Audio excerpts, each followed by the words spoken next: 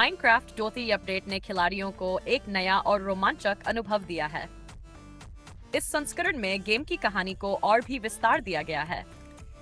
अब खिलाड़ी केवल ब्लॉक्स तोड़ने और बनाने तक सीमित नहीं हैं, बल्कि उन्हें एक मिशन पर भेजा जाता है, द एंशिएंट रिटर्न। इस कहानी में एक पुराना और रहस्यमय जीव जाग चुका है जिसे द एंशिएंट गार्डियन कहा जाता है।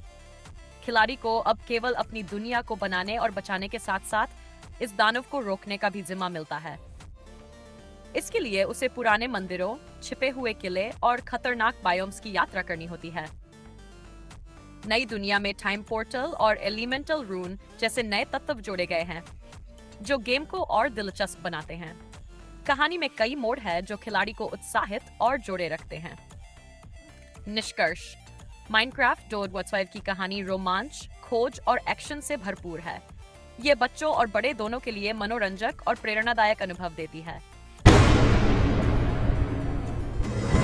द ग्लास डोम एक रोचक और कल्पनाशील कहानी है जो भविष्य की दुनिया को दर्शाती है। इस कहानी में एक ऐसे समाज की कल्पना की गई है जो एक बड़े कांच के गुंबद डोम के अंदर बंद है। ये डोम लोगों को बाहरी दुनिया के खतरों से बचाने के लिए बनाया गया है, लेकिन धीरे धीरे ये एक बंदिश बन जाता है। लोग डोम के बाहर की दुनिया को भूल चुके हैं और उन्हें लगता है कि यही उनका पूरा संसार है। कहानी का मुख्य पात्र जिज्ञासु और साहसी होता है, जो इस डोम की सच्चाई जानना चाहता है।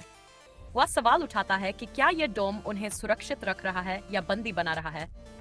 वह डोम से बाहर निकलने की कोशिश करता है और अंत में उसे बाहरी दुनिया का सौंदर्य और स्वतंत्रता मिलती है। ये कहानी हमें सोचने पर मजबूर करती है कि क्या हम भी किसी डोम में रहे हैं, जैसे नियम, डर या तकनीक। यह स्वतंत्रता, जिज्ञासा और सच्चाई की खोज का संदेश देती है।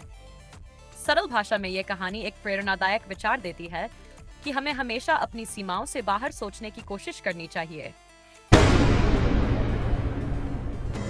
मिसिसिपी का एक छोटा शहर क्लार्क्सडेल। यहाँ दो जुड़वां भाई एलियास और एलिजा स्मोक शिकागो की गैंगस्टर जिंदगी छोड़कर अपने गहनगर लौटते हैं। वे एक जुक जॉइंट, ब्लूज संगीत और शराब का अड्डा हवलो से खोलते हैं ताकि शांत और सादा जीवन जी सकें। लेकिन जल्द ही उन्हें पता चलता है कि इस शहर में अंधेरे की एक और गहरी परत छुपी है। शहर में रहस्यमय घटनाएं होने लगती है। लोग गायब हो रहे हैं, अजीब साये घूमते हैं। धीरे धीरे उन्हें पता चलता है कि यहाँ एक प्राचीन पिशाच समुदाय सक्रिय है, जो नस्लीय नफरत, अन्याय और सामाजिक उत्पीड़न की ताकतों से जुड़ा है। एलियास और एलिजा अब सिर्फ अपने जीवन के लिए नहीं, बल्कि पूरे शहर को बचाने के लिए लड़ते हैं। The last of us season 2 की कहानी पहले सीजन की घटनाओं के बाद शुरू होती है। जोएल ने एली को बचाने के लिए फायरफ्लाइज को मार दिया था, और इस फैसले का असर सीजन 2 में दिखता है। अब एली और जोएल जैक्सन में शांत जीवन जी रहे हैं, लेकिन उनका अतीत उन्हें पीछा करता है। इस सीजन में नई कैरेक्टर एबी की एंट्री होती है।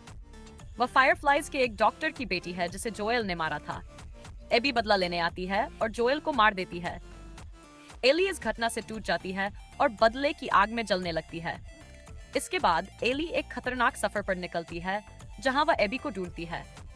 इस दौरान हमें एबी की कहानी भी दिखाई जाती है, जिससे समझ आता है कि वह भी एक इंसान है जिसके अपने दुख हैं।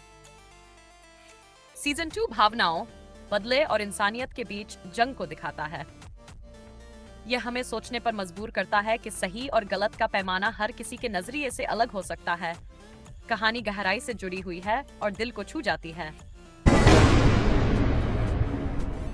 A working man action drama film है, जिसमें वो एक साधारण मजदूर जॉनलर की भूमिका निभाते हैं। जॉन एक फैक्ट्री में काम करता है, ईमानदार और मेहनती है। उसका सपना है कि अपने परिवार को एक बेहतर जिंदगी दे सके।